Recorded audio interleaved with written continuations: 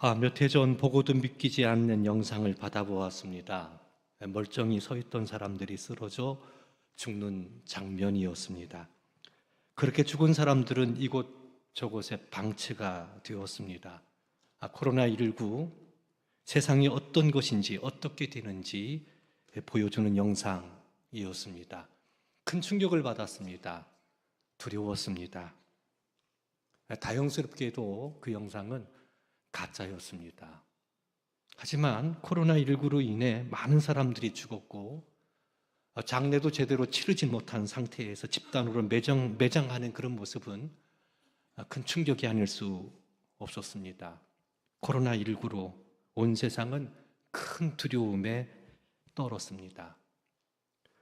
이런 큰 두려움이 이스라엘 자손에게도 임했습니다.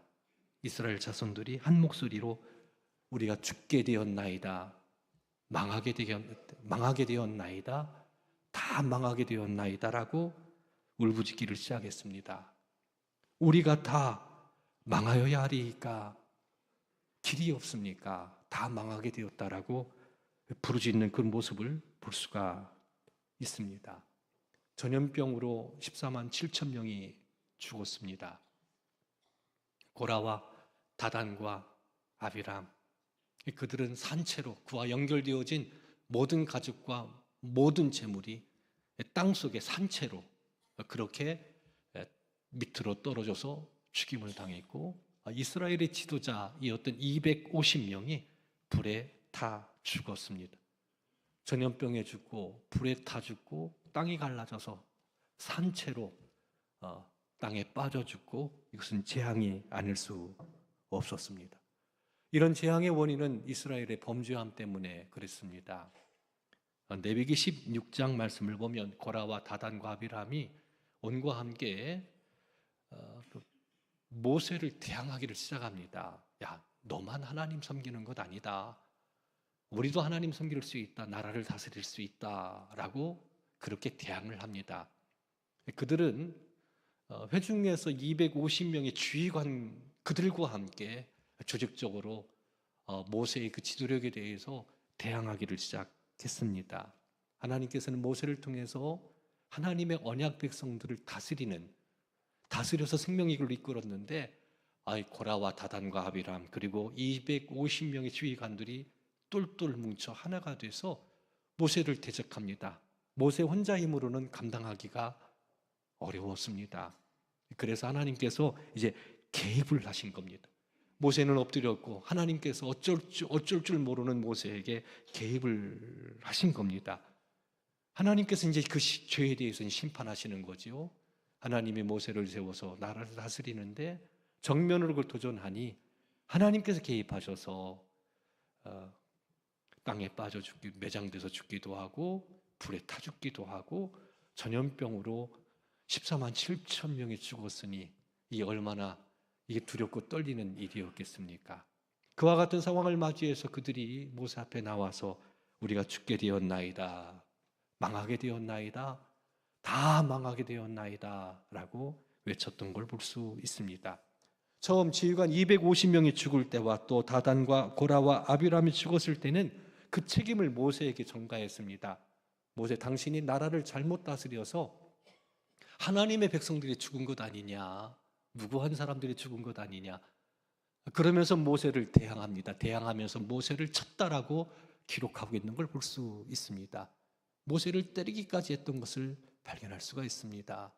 왜? 나라를 잘못 다스려서 250명의 그 지휘관들이 죽었고 고라와 다단과 아비람도 그 비참한 최후를 맞이했다라는 거, 책임은 너라, 네가 잘못했기 때문이다라고 이야기를 했던 겁니다.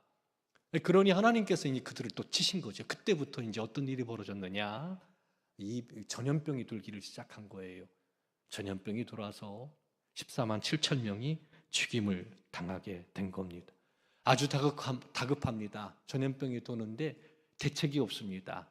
아무것도 할 수가 없습니다. 그냥 전염병에 죽어야만 되는 그 상황이 돼버리고 만 겁니다. 얼마나 위급했겠습니까? 얼마나 다급했겠습니까? 그러니까 모세에게 와서 우리가 죽게 되었다고, 망하게 되었다고, 다 망했다고, 큰일 났다고 그렇게 부르짖었던 것입니다. 살다 보면 죽게 되었구나, 망하게 되었구나, 이제 끝이구나 라고 이야기할 때가 있습니다. 그런 생각을 할 때가 있습니다. 끝이 안 보이고 길이 안 보이고 그렇다고 아무것도 할 수가 없고 고스란히 그 재앙을 겪어야만 되는 그와 같은 상황. 한번 생각해 보십시오. 전염병이 도는데 어떻게 대처할 수 있는 방법이 없는 거예요. 피할 수 있는 방법이 없는 겁니다.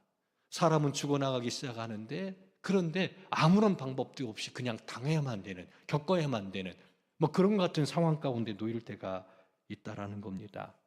잘못 판단해서 내가 잘못을 범해서 특별히 영혼이라는 것들을 한번 생각해 봅시다. 영혼의 문제. 영혼의 문제를 어떻게 생각하십니까? 사람은 몸과 영혼으로 구성되어 있잖아요. 죽었다고 얘기할 때에는 몸과 영혼이 분리되는 건데 그러면 이 영혼은, 우리의 영혼은 지금 안전합니까? 우리의 영혼은 아무 문제 없습니까? 영혼에 대해서 한번 생각을 해봅시다. 마지막 심판 때가 있을 때 그때 내 영혼은 어떤 존재가 어떤 모습으로 그렇게 설 수 있을까라는 부분을 생각해 봐야 된다는 거죠. 고스란히 아무런 문제를 해결할 수 없는 그런 상황 가운데 놓인다면 얼마나 이게 비극적인 문제가 아닐 수 있겠습니까? 두렵고 떨리는 일이 아닐 수 없습니다. 이런 재앙이 왔을 때 죽었구나, 망했구나, 이제 끝이구나, 손 쓸 방법이 없을 때 어떻게 해야 됩니까? 어떻게 해야 됩니까? 이와 같은 상황이 됐을 때 모세는 아론에게 급히 가서 백성들을 속죄하라고 그렇게 명령을 내리는 것을 볼 수 있습니다. 이스라엘의 범죄함 때문에 겪게 되어진 재앙입니다. 전염병입니다. 사람이 죽어가고 있습니다. 감당이 어렵다면 이 죄를 씻는 것이 가장 중요한 문제입니다. 이것을 이렇게 한번 또 살펴볼 수 있습니다. 아론에게 명령하기를 그 백성들을 위해서 속죄하라. 다시 말해서 하나님 앞에 나가라는 거죠. 하나님 앞에 서라는 겁니다. 우리 인간의 힘으로 어찌할 수 없는 문제니까, 내가 감당하기 어려운 문제니까, 내 힘으로는 어떻게 풀 수 없는 문제니까 하나님 앞에 가지고 나가는 겁니다. 근데 그것이 죄로 말미암았다라면 죄를 씻어야지. 속죄라는 것은 죄를 씻는 것 아닙니까? 그러니까 아론이 하나님과 이스라엘 백성, 죄 지은 이스라엘 백성, 전염병으로 죽어가고 있는 이스라엘 백성과 하나님 사이, 산자와 죽은 자 사이에 서서 중보자가 돼서 그 백성들의 죄를 씻음으로, 죄로 말미암은 것이니까, 전염병의 원인이, 재앙의 원인이 죄로 말미암은 것이니까 죄를 속죄하라고, 죄를 속죄해서 그 문제를 풀라라고 이야기를 하는 거죠. 구약의 이스라엘 백성들이 거룩하신 하나님 앞으로 나갈 때에는 꼭 제사를 드려야 됐습니다. 거룩하신 하나님 앞에 그들은 죄가 있는 모습이니까 죄 있는 모습으로 하나님 앞에 설 수는 없는 거지요.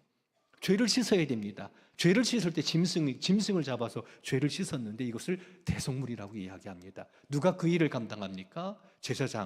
제사장이나 대제사장이 백성들의 삶의 문제, 범죄함의 문제를 대신 담당하고 그 죄를 씻는 일들을 합니다. 하나님과 백성 사이에서 중보자 역할을 감당하는 겁니다. 그렇게 해서 백성들이 하나님 앞에 나갈 수 있도록, 인생의 여러 가지 죄악, 삶의 문제로부터 벗어날 수 있도록 그 길을 열어주는 중보자가 바로 제사장들, 그들이 하는 일인 것을 볼 수 있습니다. 보다 쉽게 설명을 드리겠습니다. 사랑하는 아들이 그 친구들과 어울리다가 슈퍼에서 물건을 훔쳤습니다. 그런데 걸리고 말았습니다. 경찰서에 신고가 들어갔고 경찰서로 붙잡혀 갔습니다. 조서를 받게 되었습니다. 근데 합의를 해야 되는데 이 학생으로서는 합의할 수가 없습니다. 엄마가 이 사실을 알았습니다. 아버지가 알면 큰일이라고 엄마는 생각을 했습니다.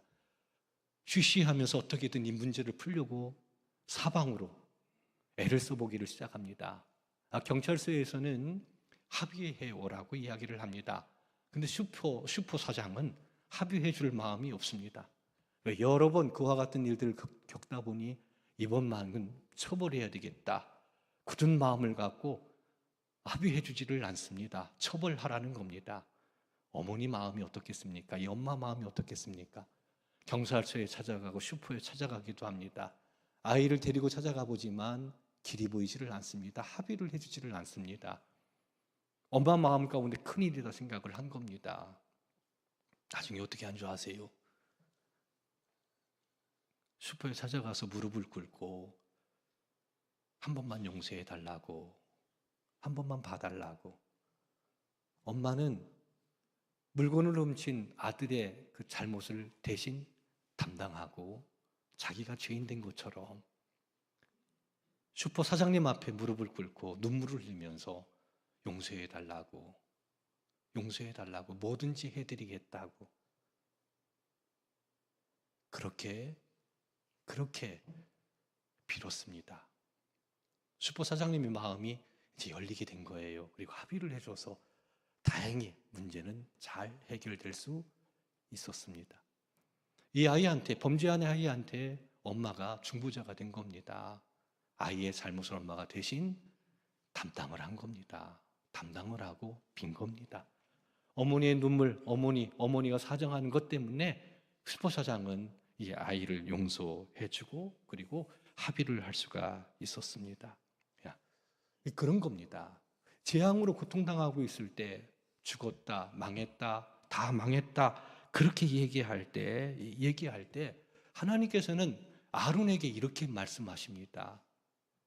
레위기 18장 1절 말씀을 보면 너와 네 아들들과 네 조상의 가문은 성소에 대한 죄를 함께 담당할 것이요 너와 네 아들들은 너희의 제사장 직분에 대한 죄를 함께 담당할 것이요. 하나님께서는 아론에게 성수의 직무를 감당해라, 제사장의 직무를 감당하라, 그리고 거듭거듭 반복되어 나오는 단어가 있는데 죄를 담당할 것이다, 죄를 담당할 것이다, 이게 반복되어 나오고 있는 걸 볼 수 있습니다. 대제사장인 아론과 아론의 아들들, 제사장들은 백성의 죄의 문제를 담당해야 되는 겁니다. 담당하고 성수의 직무, 제사장의 직무를 감당하는 겁니다. 성수의 직무, 제사장의 직무는 어떤 것입니까? 백성들이 죄의 문제를 품고 제사를 드리는 거예요. 죄를 속하는 겁니다. 그래서 백성들이 하나님께로 나아갈 수 있는 길을 열어놓는 겁니다. 재앙의 원인이 죄로 말미암은 것입니다. 그 죄를 씻어야 되는데 중보자가 필요한 거지요. 죄 지은 사람, 말씀드렸듯 그 학생, 범죄한 학생 스스로는 그 문제를 풀 수가 없습니다. 범죄한 우리 스스로가 우리의 죄 문제를 해결할 수 있느냐? 그게 없단 말이에요. 할 수가 없는 겁니다. 이스라엘 백성도 역시 범죄해서 하나님께 나가야 되는데 범죄한 그들 스스로는 그 문제를 해결할 수가 없고 또 다른 존재, 중보자가 필요한 겁니다. 중보자가 필요할 뿐만 아니라 죄를 씻을 수 있는 대속물이 또 필요한 겁니다. 대속물을 가지고 중보자가 죄를 씻을 때 그 문제가 해결되는 거죠. 그러면 재앙의 문제가 해결되는 겁니다. 실제로 이 하나님의 말씀을 들은 아론이 산자와 죽은 자 앞에 섭니다. 산자와 죽은 자, 이 죽은 자는 누굴 가리킵니까? 14만 7천 명.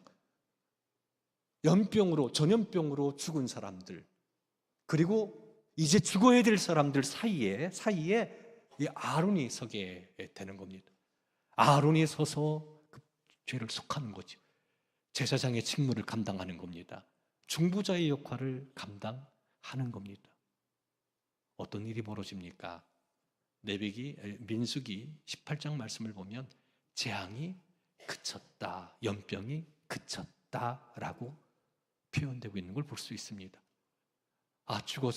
죽게 생겼습니다, 망하게 생겼습니다, 다 망하게 됐습니다라고 얘기할 때 중보자 아론을 통해서 이 문제가 해결되고 연병이 그치고 재앙에서 벗어날 수 있었습니다. 우리에게도 이런 중보자가 필요합니다. 오늘 이사야서 53장 4절 말씀을 보면 그는 실로 우리의 질고를 지고 우리의 슬픔을 당하였거늘 이라고 표현하고 있습니다. 우리 찬양으로 하나님께 영광 돌렸는데 오늘 본문 말씀처럼 예수 그리스도께서 우리의 질고를 짊어지셨다는 거예요. 당시 이사야 선지자는 이렇게 이제 예언하는 거죠. 언젠가 하나님의 아들 구원자가 오시면 그 구원자가 우리의 질고를 질 거다. 질고는 뭐냐면 질병을 가리킵니다. 삶의 고단함을 이야기합니다. 무거운 짐을 감당합니다. 그래서 비탄할 수밖에 없고 통탄할 수밖에 없고 슬퍼할 수밖에 없는. 근데 언젠가 구원자가 오시면 우리의 그와 같은 질고를 짊어지고 슬픔을 당할 거다. 괴로움을 당할 거다. 고통을 겪게 될 거다. 감당을 해야 되니까 어머니가 아들을 위해서 대신 중보자가 돼서 고통당하는 것처럼 이사야 선지자가 그렇게 예언을 합니다. 수많은 사람들은 그가 잘못해서 범죄해서 그와 같은 어려움을 겪을 것이다라고 이야기하지만 이사야 선지자는 그게 아니라는 거죠.